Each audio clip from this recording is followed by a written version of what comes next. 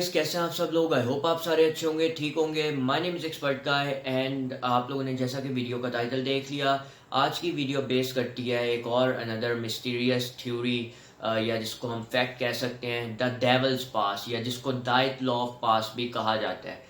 ये incident Russia के अंदर हुआ था और इसकी आज हम एक पूरी कहानी डिस्कस करेंगे। आप लोगों को मैं बताऊंगा इसकी पूरी स्टोरी, बहुत इंटरेस्टिंग स्टोरी है। So stay tuned till the end of the video. और the reason why I wasn't uploading, I will explain it in like till the end of the video. आप लोग स्टे ट्यून रहे। End पे video के last में मैं कुछ बातें करूंगा आप लोगों से, आप लोगों को समझाऊंगा for all the people who been waiting for the videos। और आप लोग काफ़ी याद भी कर रहे थे। there's a lot of stuff that happened during these past couple of weeks and I've been like dealing with that a lot, going through a lot man, so I will discuss that till the end of the video। stay tuned for that। और आज की video हम लोग शुरू करते हैं अपनी। अगर आप लोग नए हैं और आप लोगों ने चैनल को सब्सक्राइब नहीं किया and you want more videos like this, then make sure guys go and subscribe and turn notification bell on। क्या कर रहे हो यार, सब्सक्राइब कर दो। it takes nothing but just like it's like a click away, so do that। और like भी कर देना वीडियो को if you're new to the channel। yeah, let's get straight into today's video। so the devil's pass या diet law of पास, ये कहानी शुरू कैसे होती है। बहुत ही इंटरेस्टिंग कहानी है और इस पे 2020 रिसेंटली के अंदर भी इसके ऊपर बात हो रही थी। अब आप लोगों को इसका नहीं पता होगा तो let me explain to you guys. Russia के अंदर ये कहानी बेस करती है, रशिया के अंदर 9 हाइकर्स की कहानी है। अब जो 9 हाइकर्स थे, ये बेसिकली हाइकिंग करने गए थे यूरल माउंटेन्स के ऊपर। यूरल माउंटेन्स बेसिकली आज इनको डेड माउंटेन्स भी कहा जाता है अगर हम इसको इंग्लिश में ट्रांसलेट करें तो। बेसिकली वहाँ पर ज़्यादातर लोग नहीं होते और it is like a silent spot basically. और वहाँ पर इन लोगों का 9 लोगों का ग्रुप था जो कैंप करने गया था और ये इनका ताल्लुक यूरल पॉलीटेक्निकल इंस्टीट्यूट से था, जो कि रशिया का एक टॉप क्लास एजुकेशनल इंस्टीट्यूट भी है। ये 9 लोग वहाँ से बिलोंग करते थे। अब ये लोग सडनली उधर गए थे और उस जगह को अब डेविल्स पास या डाइट लॉ पास इंसिडेंट भी जाना जाता है, बिकॉज वहाँ पे एक बहुत ही क्रीपी इंसिडेंट हुआ था। इन 9 लोगों की सडनली वहाँ पे उस डाइट लॉ पास यानी यूरल माउंटेन्स के ऊपर हाइकिंग करते हुए डेथ हो गई थी। अब इसकी कुछ मिस्ट्रीज हैं क्योंकि कोई आज तक कंफर्म नहीं बता सका कि इनकी डेथ कैसे हुई थी।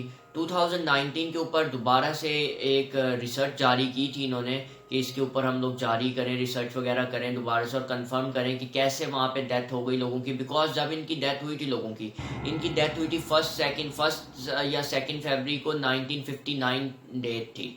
तो इनकी 1959 फर्स्ट सेकंड फरवरी को डेथ हुई थी और उसके बाद जब इनकी डेथ के बाद 3 सालों के लिए 3 years के लिए उस जगह को यूरल माउंटेन्स को बंद कर दिया गया था।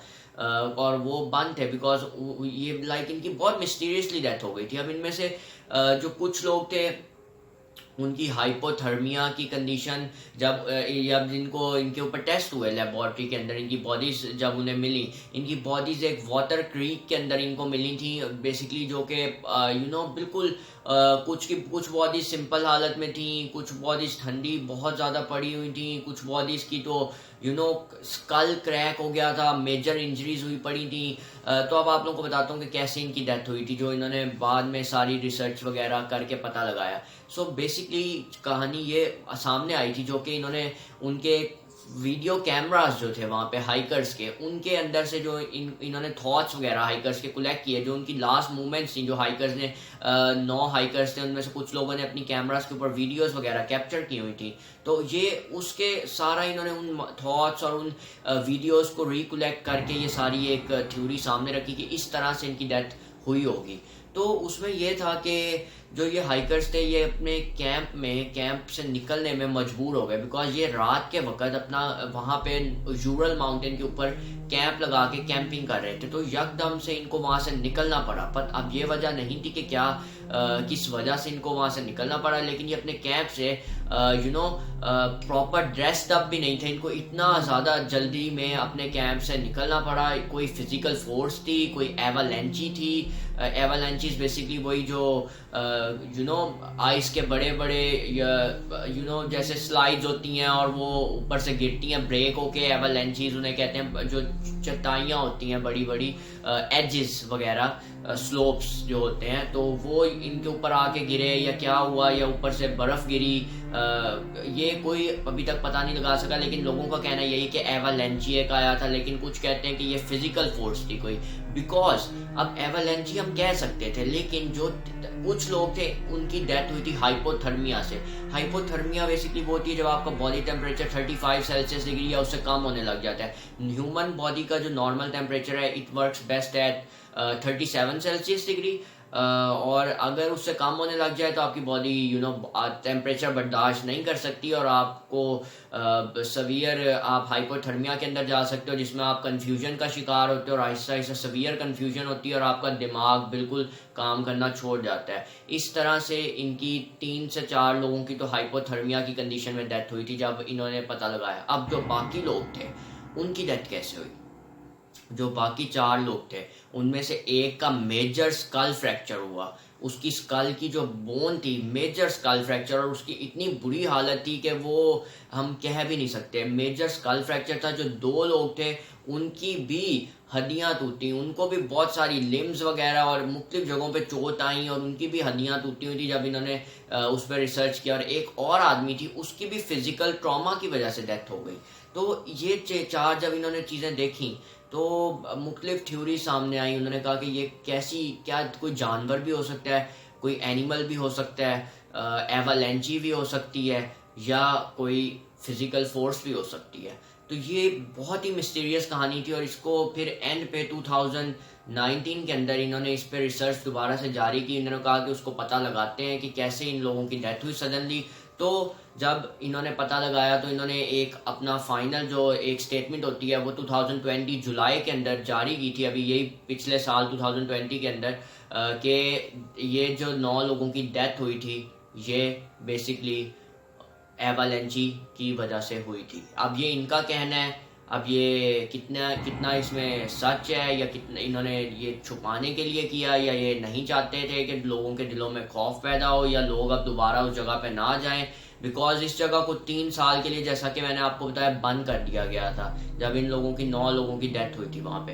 तो अब वहाँ पे इनके नाम से इनका एक जो कैंप का जो हाइकर्स ये जो 9 थे उनका जो एक लीडर था उसके नाम पर भी इन्होंने एक वहाँ पे कैंप स्टैब्लिश किया हुआ है। और इनकी टूम वगैरह भी एक नियर बाय सीमेंट्री के अंदर, ग्रेवयार्ड के अंदर है, सिचुएटेड है। इनकी बॉडीज बहुत ही क्रिटिकल और सीवियर हालत में इन लोगों को मतलब मिली थी जो लोग रेस्क्यूअर्स गए थे वहाँ पे। और उसके बाद से उस जगह को डेविल्स पास या डाइटलॉव पास भी कहा जाता है। इसके ऊपर एक पूरी फिल्म बन चुकी है, अगर आप लोगों ने नहीं देखी, I will recommend you guys watch that movie as well. It is really interesting, documentary से कह सकते हैं एक तरह से, बहुत ही interesting real incident, real story के ऊपर बेस करती है ये।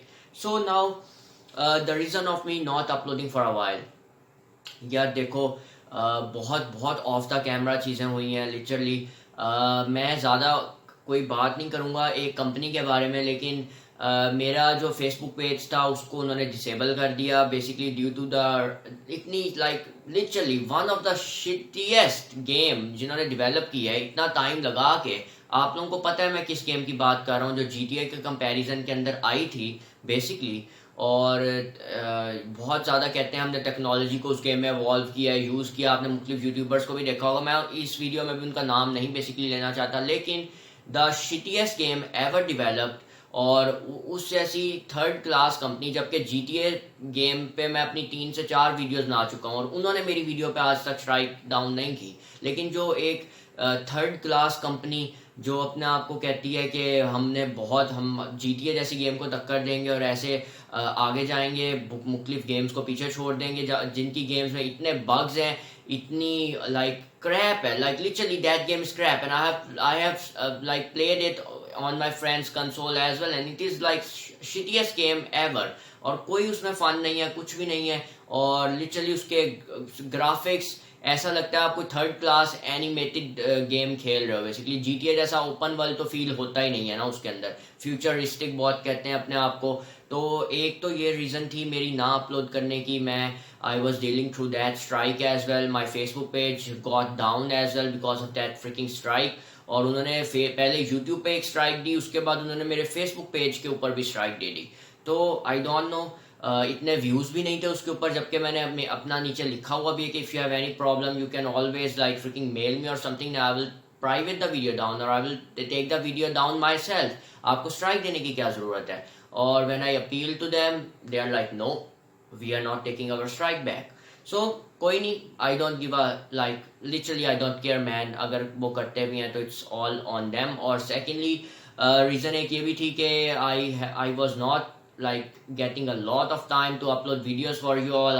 I was like super busy और हो सकता है कि आप कुछ टाइम के लिए आप लोग मुझे कैमरा के सामने ना देखें, maybe due to my studies, maybe due to other responsibilities. I cannot express myself that much publicly here, लेकिन ये कुछ reasons हो सकती हैं कि मैं शायद अब कुछ टाइम के लिए अपलोड ना करूं। जैसा कि अब मैंने ऐसे 2-3 वीक्स के बाद मैं कैमरे के सामने आऊँ, maybe I will try my level best to make a video for you all per week. लेकिन अगर नहीं हो सकता then I am really sorry for that. जो लोग वीडियो देख रहे हैं, I am really really thankful to you all, आप लोगों की सपोर्ट के लिए हमेशा। Thank you so much guys for watching the video. My name is expert guy and I hope to see you all in the next one guys. Good bye.